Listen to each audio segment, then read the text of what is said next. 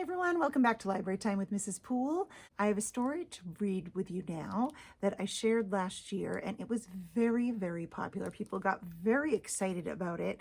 And I'm also going to share a piece of music to go along with it. It is called Trombone Shorty. It is written by Trombone Shorty Andrews. So his actual name is Troy Andrews, but everybody calls him Trombone Shorty, which they'll cover that in the book. And it is illustrated by Caldecott Honor winner Bryan Collier. So this story is called Trombone Shorty. Before I start reading the story, I just want to give you a little taste of what his music sounds like because it's pretty cool. All right, here we go. So if you can see.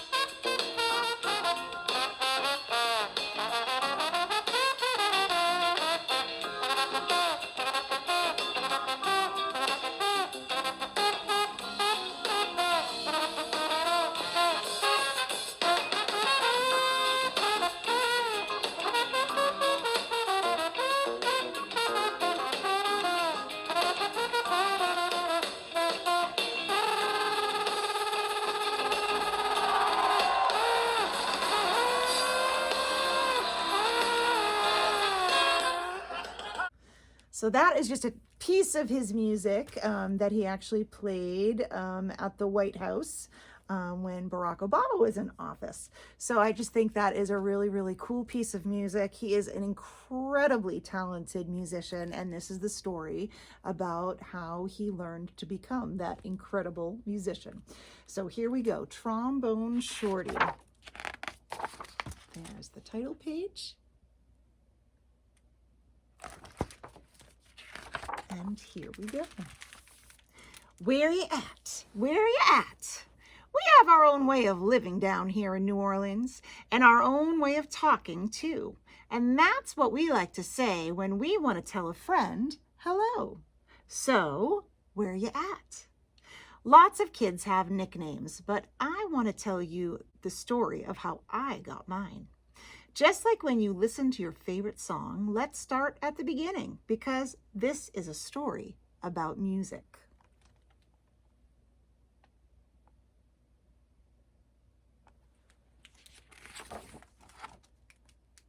But before you can understand how much music means to me, you have to know how important it is to my hometown, my greatest inspiration.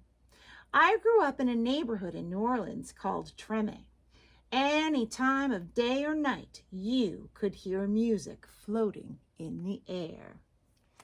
I want to talk to you guys about the art in this book. It is a really cool combination of things that are drawn and photographs of things that are kind of cut out and placed into the pictures.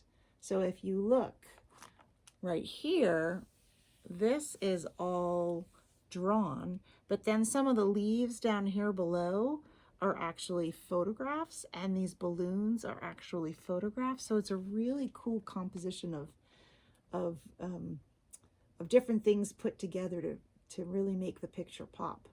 Thought it was very cool and unique way to tell a story.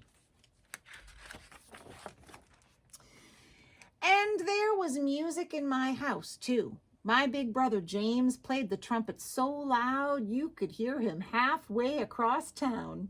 He was the leader of his own band, and my friends and I would pretend to be in the band too. "Follow me," James would say.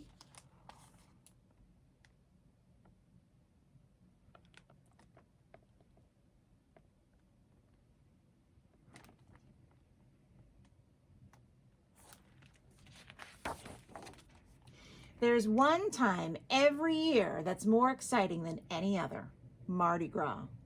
Parades fill the streets and beaded necklaces are thrown through the air to the crowd.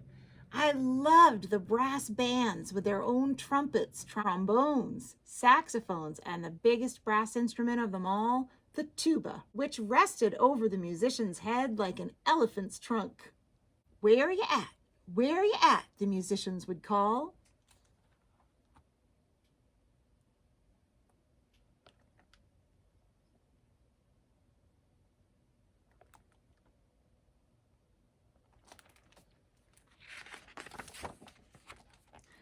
All day long, I could see brass bands parade by my house while my neighbors danced along.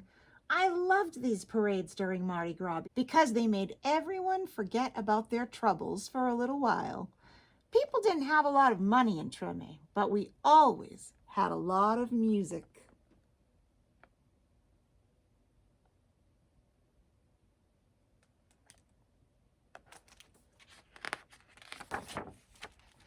I listen to all these sounds and mix them together, just like how we make our food. We take one big pot and throw in sausage, crab, shrimp, chicken, vegetables, rice, whatever is in the kitchen, and stir it all together and let it cook. When it's done, it's the most delicious taste you've ever tried. We call it gumbo, and that's what I wanted my music to sound like. Different styles combined to create my own musical gumbo.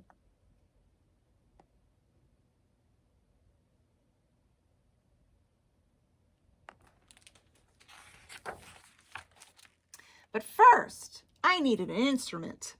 The great thing about music is that you don't even need a real instrument to play. So my friends and I decided to make our own.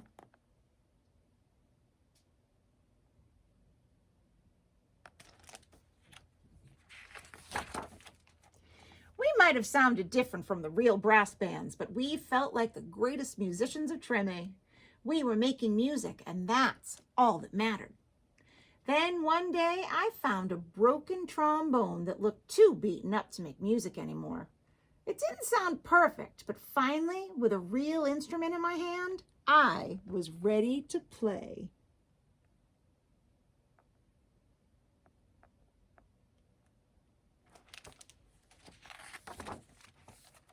The next time the parade went by my house, I grabbed that trombone and headed out into the street.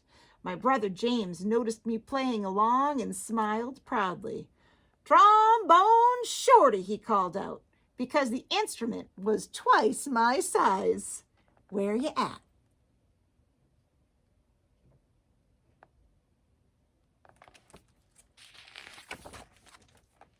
From that day on, everyone called me Trombone Shorty. I took that trombone everywhere I went and never stopped playing. I was so small that sometimes I fell right over to the ground because it was so heavy. But I always got back up, and I learned to hold it up high. I listened to my brother play songs over and over, and I taught myself those songs too. I practiced day and night, and sometimes I fell asleep with my trombone in hand.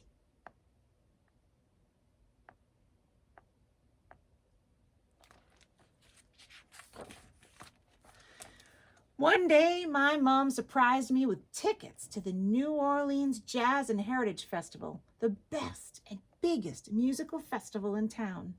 We went to see Bo Diddley, who my mom said was one of the most important musicians of all time.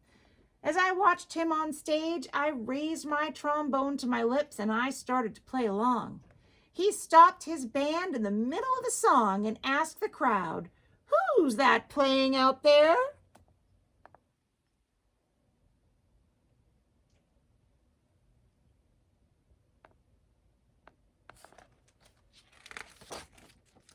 Everyone started pointing, but Bo Diddley couldn't see me because I was the smallest one in the place. So my mom held me up in the air and said, "That's my son, Trombone Shorty."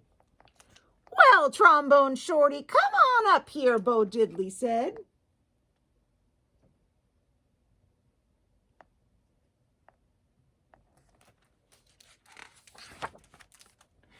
The crowd passed me overhead until I was standing on the stage next to Bo Diddley himself.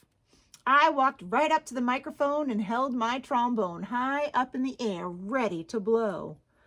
"What do you want to play?" Bo Diddley asked. "Follow me," I said.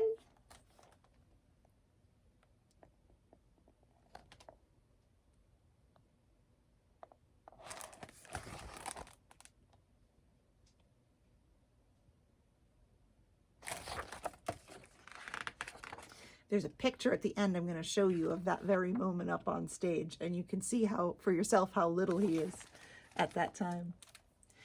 After I played with Bo Diddley, I knew I was ready to have my own band. I got my friends together and we called ourselves the 5 o'clock band because that's the time we went out to play each day after finishing our homework.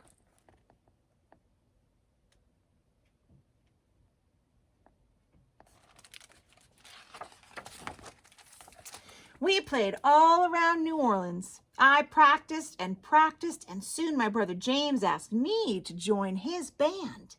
When people wondered who the kid in his band was, he'd proudly say, "That's my little brother, Trombone Shorty. Where you at?"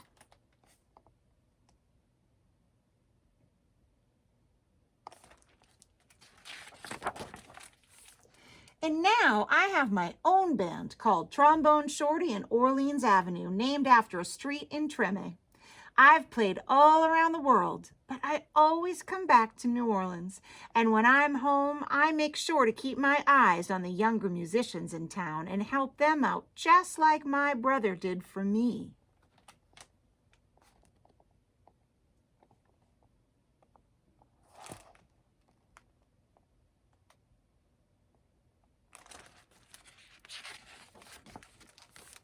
Today, I play at the same New Orleans Jazz Festival where I once played with Bo Diddley. And when the performance ends, I lead a parade of musicians around just like I used to do in the streets of Treme with my friends. Where you at? Where you at? I still keep my trombone in my hands, and I will never let it go.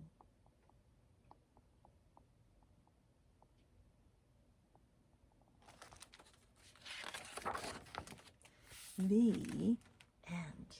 I wanted to show you a couple of photographs. So this is about a true person. His name is Trombone Shorty.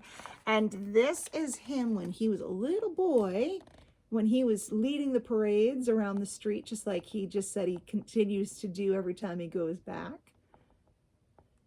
And then this is the picture of him, Troy Andrews, Trombone Shorty, and Bo Diddley when he was up on stage.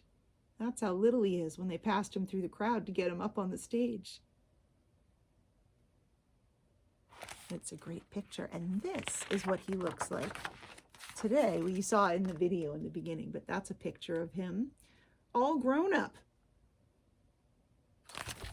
So that is the story, Trombone Shorty, a really cool story about how he didn't even have an instrument when he started and he became a famous musician, traveling all around the world to play music. So that is a very, very cool story. I hope you enjoyed it. I enjoyed sharing it with you. And until next time, happy reading.